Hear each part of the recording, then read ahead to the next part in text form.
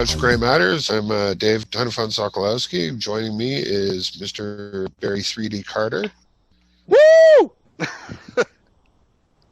Captain America Thomas Patrice. And our very own Make-A-Wish kid from Dubai. Yeah, baby! I made Ali it! is back! I made it! Fuck Trudeau and his hotel plans. Fuck that $2,000. I fucking quarantined at home. Fuck that shit. JT can eat a big fat dick. Oh, man.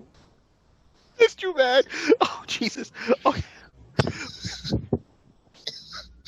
So, we're starting off on the right note. Oh, and I almost fell over. Whoa! Hey, TP, we don't need to see no. Make sure you're wearing pants, guy. That's why we have to make sure he's wearing pants. Everybody does it. If you see his shoulder going quickly, you know that's a problem, right? So our first topic tonight is going to be Bell Let's Talk. You guys know about this? The whole Bell thing with mental health and whatnot, and they're raising all the money and giving it to mental health and whatnot. Well, they've been in the news for the last couple of weeks because they're doing more than just that. It's been reported that they've taken $122 million of taxpayer money to subsidize wages for their employees. Dick move. What? Yeah. And not only that, they made over $22.5 billion in 2020.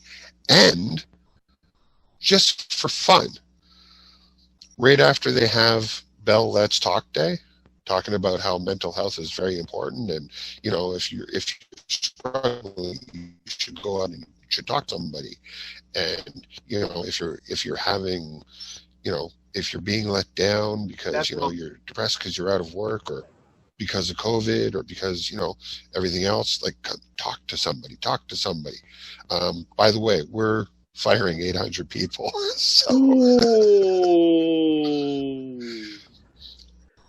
So these, what's the term I'm looking for? Great marketing strategy. Great marketing strategy, though. Let's talk about it. Let's talk, and then fire people. So these people come back and want to talk to Bell. That's a great marketing strategy if you think about it. It's very corporate. Very fucking corporate. Here at Bell, we care about you a lot. We're going to keep you on as long as we can. And for severance, severance. For severance, let's talk. Here's the number? Just put the little hashtag in there and, we'll get it. That's a dick move, though. Yeah. That's dirty. That's just dirty politics. The good thing about your severance package, is we got the money from the government. We don't fucking care. Yep. Like, literally, that was they took the money. Mm-hmm. They raised a bunch of money for Bell Let's Talk, which, granted, you know what? It's a great thing that they got people doing it, but it's not just a one-day thing. Most people aren't struggling just one day. They're struggling 365 days a year. So if you really want to put your corporate image behind something, then do it every fucking day. Don't just sit there and go, one day, look at us, we're wiping the fucking slate. Go fuck yourself. You guys are charging the most money for internet, for cell phone, for fucking cable, TV, whatever it is. Oh, we got to put Bell 5 everywhere. You know where you can stick your Bell fucking 5? You greedy fucking cocksuckers. I hope each and every one of you dies a horrible fucking death. But tell me how you really feel. You know what? No, but you're right though. It's so wrong. And once again, look at the timing of it, right? Let's really be. Right now, we're getting the end of the fiscal year, right? So they do Let's Talk right before the end of the fiscal year, and I'm sure they're going to claim all that on whatever taxes or whatever case may be to skip by it. So it's even more of a dick move when you put more thought behind it. And then they let go 800 employees, especially during this time where people are struggling just to hold on to jobs, and these 800 employees are letting go people in customer service, because if that's the case, it sucks. Because no, it's all in their media department. So on-air personality, cameramen, techs, whatever else. Bell Media itself. Bell Media doing it.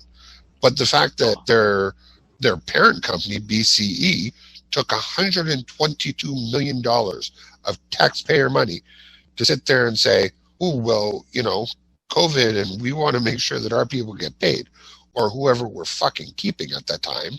Which is all the above management CEOs, whatever. They're ensuring their jobs. Yeah, the guys who are still driving the road. All our stockholders are getting their dividends, but, No, it's not only that. No, but guys, it's not only that. You got to look at it this way, okay? Like Barry pointed out, it's the end of the fiscal year. A lot of profits being made right now. They're cutting people while they're making profits. And what they're going to do with that money is they're going to roll it over into some new program that they're going to shoot the customers on. Because the customer's going to have to pay to pick up the slack. What a lot of people don't realize is when you let go of a whole bunch of employees like that, it's not just one big okay. We've washed it all away. Now we're going to start again. What it is, it rolls it over to the customer, because we have to pay to give them a good severance package. We have to pay for all this nonsense that's going on. Last but not least, when they take in their profits at the end of the year, some bigwig is sitting there going, I know that, Bob he had twins, eh? Yeah. Sucks to be him. Baby ain't getting shoes. Hey, did you hear that Jim was coming back from vacation? Well, it's 2 weeks after he gets out of COVID isolation. We're going to give him his severance, but take those 2 weeks back. All right. This makes no sense. But that's the corporate world, man. That's how they fucking make the months. This is my argument always, like when it comes to charity. That's why I always have a fucking problem with giving money for charity. Remember back in the days, World AIDS Day, people made so much money, and they're like, oh, we got to send this to Africa. And okay, so they made up like $20-30 million, and people are sending all this money to Africa. And Akon with what $3 million got electricity, made schools, got fresh drinking water, and he's like, with $3 million of his own money. So where is all this 20 million, 30 million going? I guess by the time it gets to Africa, everybody's keeping their own cut. And it's the same thing here. It's the same thing, man. They get this 22 million, then they do these tax brackets and get that money back. Where is this money really going? Go ahead. Sorry, Dave, you were saying something.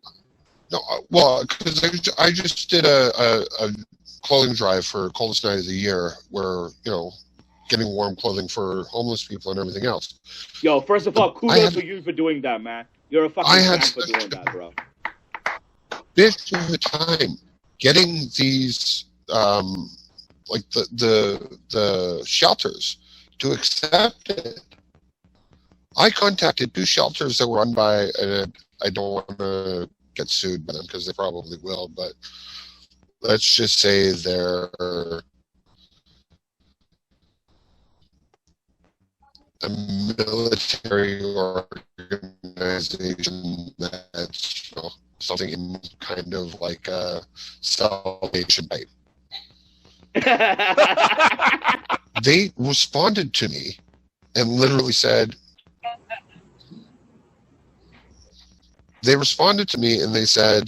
well, we only take new clothes. And I'm like, what the fuck are you talking about? Like, why would you only take new clothes? Right. And then, well, I mean, like, and besides the point, like, so we had some people like just emptying at their closets, right? Like, I had like 2 full garbage bags. They're fucking full of drapes. I'm like, I'm giving this to the homeless. Like, what the fuck am I going to do with give the homeless guy some drapes? He's going, these are really nice. Now, if I just had a fucking window. Like, well, they can get creative, right? Like the Carol Burnett show years ago, where she had to do her own rendition. Barry, I know exactly what you're talking about. Gone with the Wind, and she needed a dress, and she came up with the drapes all twisted around, and she walked down, and they did right. So it's just a matter of getting creative. Look, I know I'm being a jackass, but the point is, you're reaching out, you're trying to do your best and go forward, and you can't come up with certain, like, okay, they need new clothes. It's like, okay, you're not giving away bell-bottom pants from the 70s, that have moths in them. These pants you might be giving away, or shirts you're giving away, are maybe like 5 years old, 6 years old. Could be a little bit older, could be a little bit less. They're not homeless. I mean, when I was homeless, I don't need designer jeans. I just want jeans. Yeah. Are they clean? Okay, good enough. That's it. I don't care if there's last year's fashion. I'm homeless. We got to stop putting so many rules and regulations on stupidness, because that red tape stops it from getting to the end person that needs the help the most. But you got to realize something, guys. Guys, you got to realize something. They put the red tape in there, because like exactly what Xulf is saying. They put the red tape in there so they can get the benefit of what you're giving. It's not nowadays. It's not about the giving. Back when we were kids, you do things for like the Shriner Circus. You collect a little bit of money, help out the Shriner Circus, right? You collect a little bit of money and you help out when Jerry Lewis used to have his telethon, right? You go to whatever. You get to give that money. It was given wholeheartedly. Now, even back then, a couple of things happened, but the majority of the money got to the people. The biggest problem today is everybody's like, oh yeah, you know what we should do? Add this loophole in there. And you know what'll happen? They'll get 10% of what we don't want to give, and then we can collect it back in taxes. It's about getting it back. And that's what a lot of people have forgotten. It's just that simple. Yeah, but this is why a lot of the fundraising organizations suffer. Because now you look at us, the four of us are talking here, and you get a little bit skeptical on stuff like that, right? You want to do good, you want to give out, you want to help out those that are not just were down on their luck for whatever reason, and some of them make you skeptical. I can honestly say we've done countless shows together, the four of us. Yeah. We've done countless shows for charities and everything else. And for every dollar that we've raised, the money has gone to the charity. Absolutely. Yeah. Yep.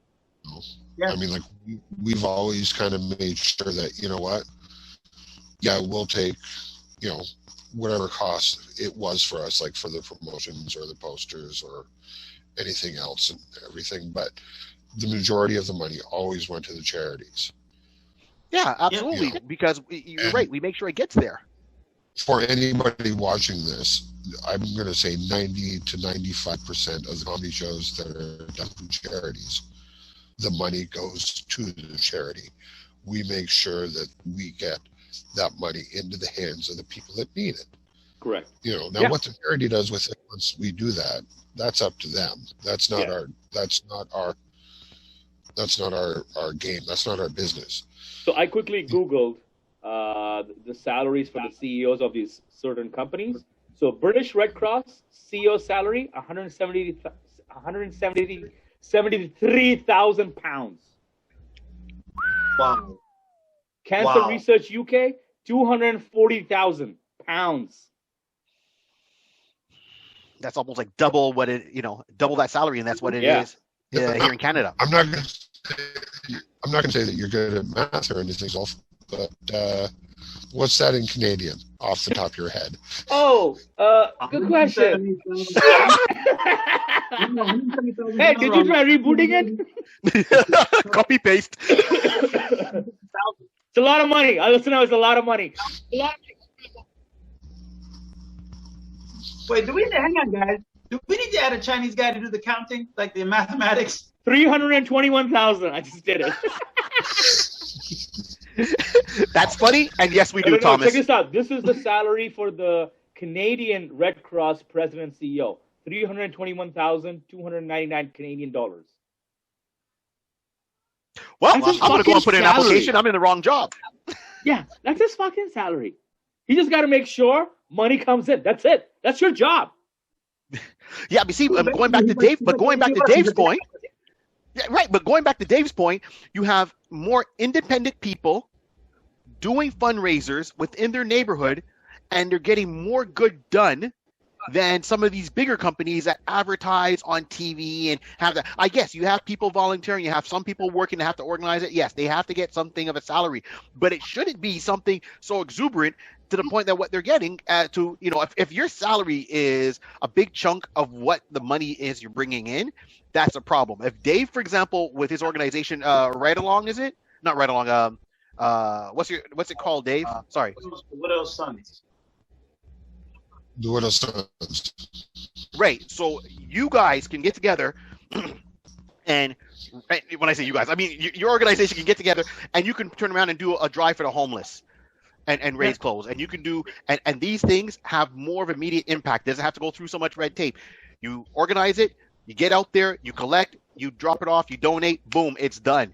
You do. I find smaller organizations do more a lot faster than some of the big ones. Yeah. So I just quickly Googled as well how much of my dollar actually goes towards the charity, and it said that A-rated general charities spend about 75%, so 75 cents on a dollar towards the programs that you have actually put money towards.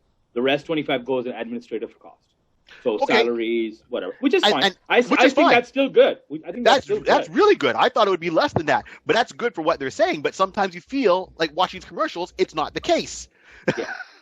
There are a lot where it is less than that, and that I know fact. But also that goes back to the one thing that I know we talked about on a show that we never put up, just because it was the first one and we were shit at it. The CEOs, most of the CEOs in Canada have made like my yearly salary by like 11 o'clock in the morning on January 4th. Yeah. Right? Yeah. I mean, like at that point in time too, you've got to sit there and you got to think like, how much money do these fucking people need? And seriously, if you're going to go out and rob somebody, not that I'm encouraging it or, saying that you should, but if you were going to, I do a quick Google search and find out who the CEOs are of the banks and, Bell Canada. Telecom, yeah. All of that. And then I just go and see, because they're going to go on fucking vacation for a while. Dave. First of all, Dave, let me stop you right there. Because the common thief just wants to do a snatch and grab. If you got to Google this motherfucker, follow him on vacation, that's airfare. Okay? 2, you got to pay for a room. Because he ain't coming out of his room for the first couple of days. He's getting some hoes. 3, he got security. I ain't getting shot because Rollo didn't bring his gun. And 4, okay? I just want to rob Granny. I just want to do quick, grab a purse and run. I just want to kick out a can from Fifi, you can't run. You got bad knees. I ain't not got bad knees. Shut up. It was one time. Because you're over 40. We're all over 40. We all have bad knees. Go fuck yourself. His getaway vehicle is a Vespa. Shut up. I'll be in my Walmart buggy. But, But hold on. All I said was these fuckers will go on vacation for a while. So that means their homes are going to be empty for a while. That's why you lead it, Dave. That's why you lead it. That's why you lead it. Yeah, because you following people, we go wait here and just walk in the house. Look, all I'm saying is this is why heist movies do so well. Because every time you watch a heist movie, it's true. They don't turn around and do the snatch and grab and run down the street, right? Like this little gangster with his pants around his ankles because he won't wear a fucking belt. No, they wait, they plan their stuff out, and it's like, okay, well, we're gonna steal from this guy. Like, look at the name any heist movie. I mean, heist movie, or was it Tower Heist or whatever it was? Yeah. Ben Stiller. Right. They robbed the guy in the penthouse from the hotel or whatever case may be, right? The Italian Job, even though they're all crooks at the time, they still waited to where the money was tracked. They go and rob the big guy. They don't rob the little guys. This is why heist movies do so well, because if they're robbing me, you, Joe Average, who has to go to work every day, we'd be like, this movie's shit. Yeah, but when they turn around and they start, it's not really a heist. It's not really a heist. It's more called taxes. If they had to rob the big CEO guy, we all sit there suddenly and gonna go. And I can tell you right now, the government hates competition on thieving, so that's why they try. All right, folks, that's it for this this one. Again, Dave Sokolowski with Barry 3D Carter, Xulf Ali, Thomas Patrice. There's a lot of good people out in the world. If you can't find one, be one.